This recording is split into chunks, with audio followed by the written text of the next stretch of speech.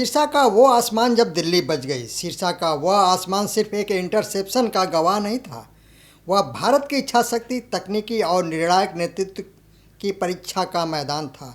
एक तरफ थी मौत बनकर दौड़ती बैलिस्टिक मिसाइल और दूसरी तरफ थे कुछ सेकंड, एक निर्णय और देश की सुरक्षा का आभार। नमस्कार, मैं आर्यन सिंह, आप देख रहे हैं न्यूज डंका। न्यूज डंका में आपका स्वागत है। दोस्तों, आज हम बात करेंगे भारत की सेना के सिंदूर ऑपरेशन के दौरान एक महत्वपूर्ण और पाकिस्तान की दुस्साहस को लेकर।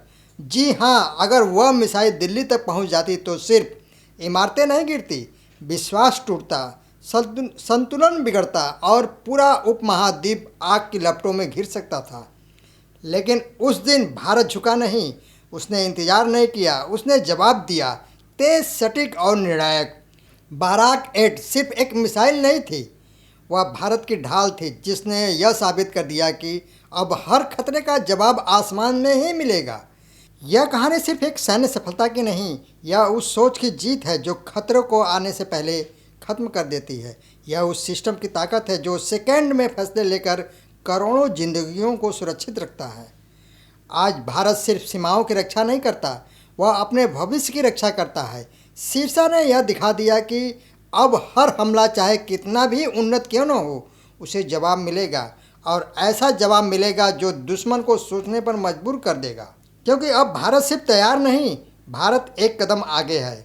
दोस्तों, मई 2025 भारत की धरती और आसमान में मंडराता एक खामोश खतरा, एक ऐसी मिसाइल जो अगर अपने लक्ष्य तक पहुंच जाती तो शायद इतिहास कुछ और ही लिखा जाता। लेकिन उस दिन शीर्षा के आसमान में भारतीय वायुसेना ने वो कर दिखाया जिसने एक पूरे शहर को, एक पूरे देश को तबाही से बचा लिया। खतरे की शुरुआत पहलगाम आतंकी हमला, एक ऐसा शख्स जिसने पूरे देश को झकझोर दिया। इसके बाद भारत और पाकिस्तान के बीच तनाव अपने चरम पर पहुंच चुका था।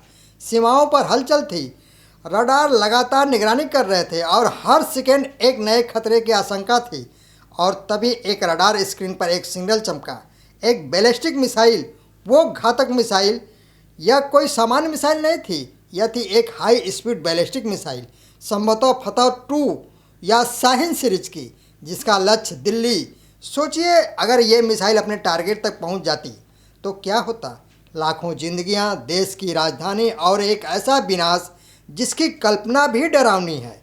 शीर्षा का युद्ध क्षेत्र, हरियाणा का शीर्षा, एक शांत शहर, लेकिन उस दिन यह भारत की रक्षा का सबसे बड़ा केंद्र बन चुका था। इंडियन एयरफोर्स की एक यूनिट पूरी तरह अलर्ट मोड में थी और यहीं से शुरू हुआ एक ऐसा ऑपरेशन जो इतिहास में दर्ज होने वाला था। नेतृत्व, एक फैसले की कीमत, एक ऑपरेशन की कमान एयर कमांडो रोहित कपिल के हाथ में। एक अनुभवी पायलट, एक तेज दिमाग और एक ऐसा नेता जिसके फैसले पर टिकी थी पूरे देश की सुरक्षा। उस समय उसके पास सिर्फ कुछ सेकंड थे सोचने के लिए, निर्णय लेने के लिए। बाराक 8 भारत की ढाल, और तब एक सिस्टम एक्टिव हुआ।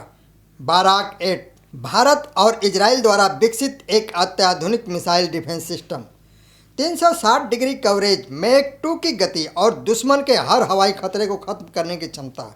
कमांड मिला, लॉन्च की तैयारी, इंटरसेप्शन, वो निर्णायक पल। 3, 2, 1 लॉन्च। बाराक 8 मिसाइल आकाश की ओर दौड़ी। दुश्मन की मिसाइल अपनी रफ्तार से बढ़ रही थी, दोनों एक ही बिंदु की ओर, और फिर ब्लास्ट। एक शहर बच गया। शीर्षा के आसमान में एक विस्फोट हुआ, मिसाइल के टुकड़े धरती पर गिरने लगे और उसी के साथ एक खतरा खत्म हो गया। दिल्ली बच गई, लाखों जिंदगियां एक फैसले से बच गई। सम्मान और साहस, इस ऑपरेशन के लिए एयर कमांडोर रोहित कपिल को द्रौपदी मुर्मू द्वारा युद्ध सेवा मेडल से सम्मानित किया गया। लेकिन असली सम्मान वो था जो देशवासियों की सुरक्षा के रूप में मिला। दोस्तों, आपको बता दूं कि एयर कमांडोर रोहित कपिल भारतीय वायुसेना के एक प्रतिष्ठित अधिकारी हैं जिन्हें उनकी उत्कृष्ट सेवा और नेतृत्व के लिए जाना जाता है। वे राष्ट्रीय रक्षा अकादमी के पूर्व छात्र और 1990 के दशक की शुरुआत में लड़ाकू पायलट के रूप में कमीशन हुए थे। उनके पास मिराज 2000 जैसे आधुनिक विमान उड़ाने का व्यापक अनुभव है। उन्होंने वायुसेना में कई महत्वपूर्ण पदों पर कार्य किया, जिसमें एक फ्रंट लाइन फाइटर बेस की कमान संभालना शामिल है। उन्होंने अपनी कर्तव्यनिष्ठा के लिए वायुसेना पदक से भी सम्मानित किया जा चुका है। वर्तमान में वे रणनीति, योजना और परिचालक सुरक्षा में महत्वपूर्ण भूमिका निभा रहे हैं।